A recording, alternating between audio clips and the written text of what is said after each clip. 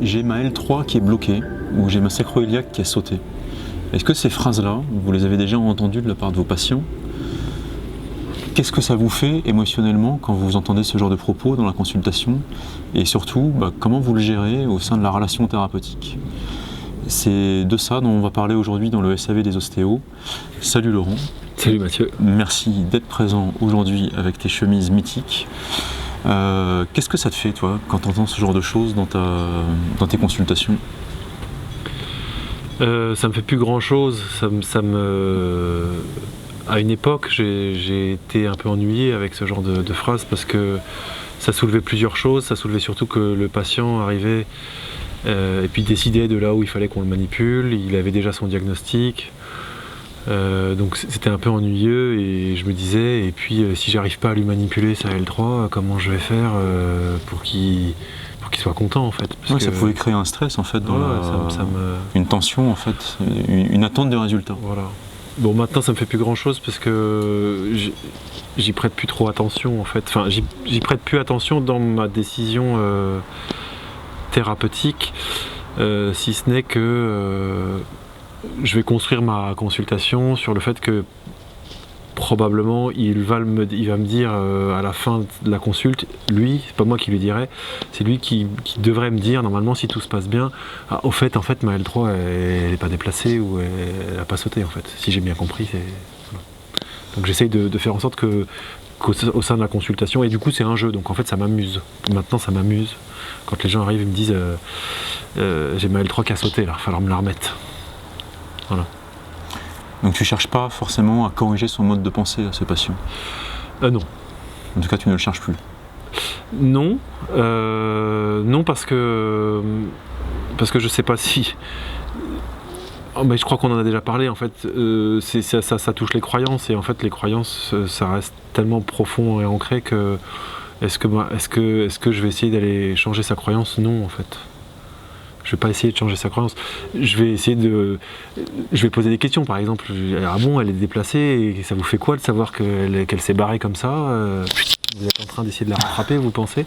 Ou alors s'il arrive et dit faut me replacer ma L3, et je dis pourquoi?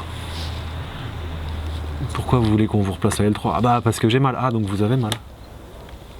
Et vous avez mal quand? Et comment ça se passe? Et comment vous le vivez? Donc tu l'amènes à exprimer en fait son ressenti par rapport à ce qu'il vit. Oui, c'est ça. Si j'ai ma L3 qui est déplacée, je peux plus me pencher en avant. Ah, donc en fait vous pouvez plus vous pencher en avant. Donc on va se pencher en avant.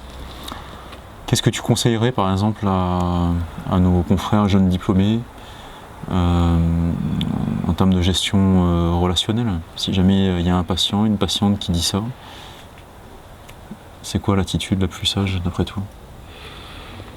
C'est de ne pas reprendre le patient tout de suite. C'est pas lui dire mais non, mais ça se déplace pas. Peut-être en fin de consultation, de dire vous savez là on a fait tous les tests, alors elle est bien en place quand même votre L3. Ouais, donc ça c'est de la réassurance. Voilà, et donc du coup au pire si les gens insistent vraiment, je dis voilà, avant qu'elle se déplace, il faudrait qu'au moins qu'il y ait un train qui vous passe dessus ou que vous preniez un bus dans la rue. Peut-être là ça se déplacera et puis il faudra, s'il y a vraiment une insistance là-dessus, mais de pas reprendre tout de suite, en tout cas, pas de dire non ça c'est pas déplacé. Et pas remettre en cause ses croyances. Alors deuxièmement, surtout pas dire ah oui effectivement elle a été déplacée, on l'a remis en place. Alors ça ce serait pour moi délétère en tout cas. Pourquoi?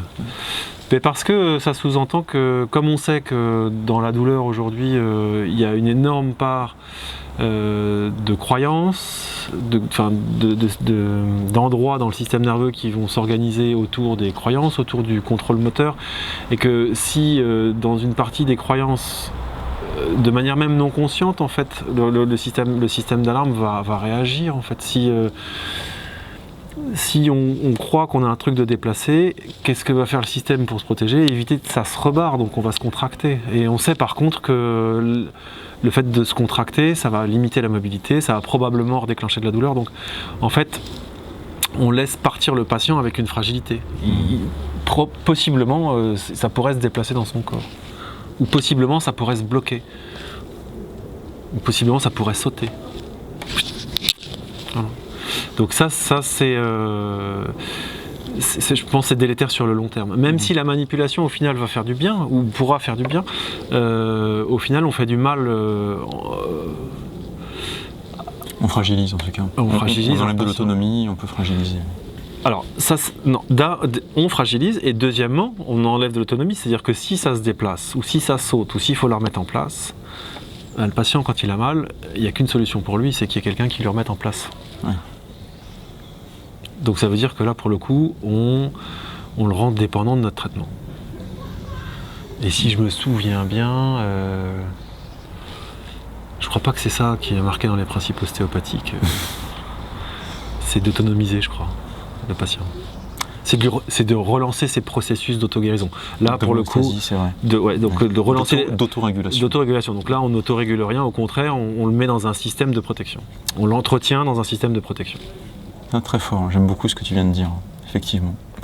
Merci pour ces éclairages, merci pour cet échange. On vous a parlé à travers cette question qui émerge parfois de façon très naturelle dans les consultations, de différents principes qui sont développés dans des cours du département neurosciences, des choses qui touchent à l'alliance thérapeutique, des choses qui touchent à la réassurance. Si ça vous intéresse d'aller plus loin, on vous donne rendez-vous sur le site du CFPCO.